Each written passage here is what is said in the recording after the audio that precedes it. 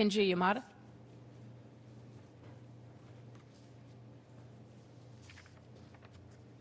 And I will note, because Kenji's also with Bike Concord, I think, I do have, and we have the letter that was benched, just so everybody's aware that the written communication Bike Concord did get to us. Thank you, Mayor. And I wonder if perhaps the content of the letter could at some point in the meeting be acknowledged by Council.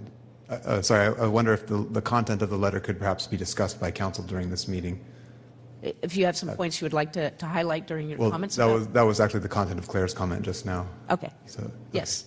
I have a general comment on the plan and policy going forward for its implementation.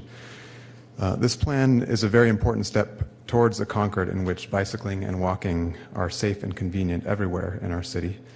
Thank you, members of Council, for your support all through this process. Your constituents in Bike Concord are encouraged by the opportunities the plan will create over the coming years to solve the biggest obstacles to safe, convenient, active transportation.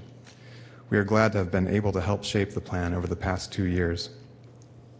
I'd like to add that throughout this process, we've had the privilege of collaborating with Monument residents as represented by the members of the Central County Regional Group and First Five Contra Costa, and we are anxious that a bikeable, walkable Concord should continue to be an affordable home for current residents and not only future ones. As Cynthia Armour of Bike East Bay has pointed out, the presence of the Monument community in our city was a major reason why this plan won grant funding from the Metropolitan Transportation Commission. Of particular importance to us are the plan's recommendations of complete street studies on Concord's highest traffic streets within the next 5 years. That's tier 1 in the project list in the appendix. The dangerous current design of these streets is the primary deterrent to bicycle transportation.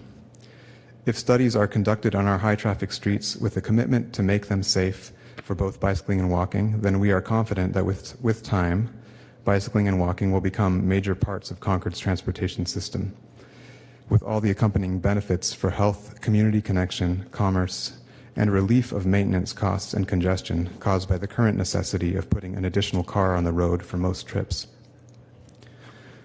However, the city has yet to make such a commitment to bicycle and pedestrian safety in the places where it is most lacking. The plan's recommended studies leave open the option of half measures, such as putting bicycle traffic in shared space with pedestrians, thus sacrificing pedestrian safety in order to maintain motor traffic capacity. It also leaves open the possibility of continuing the current unsafe status quo, in which bicyclists are expected to share space without protection from adjacent motor traffic at speeds exceeding 25 miles an hour. A better solution, which would prioritize safety for all modes, would be to separate bicycle, pedestrian, and motor traffic, each mode in its own protected space. That is how many cities in this country and around the world have successfully made their transportation networks safe for all users. We continue to hear that avoiding the risk of motor traffic congestion is a higher priority for the city than assuring safe travel for residents on foot and on bicycles. We have called on you throughout this process to reverse those priorities, and will continue to do so as long as necessary. We look forward to working over the coming years with the city, both staff and council, and the rest of the public, to transform our streets into places where all Concord residents can safely travel by any means they choose. Thank you. Thank you, Kenji.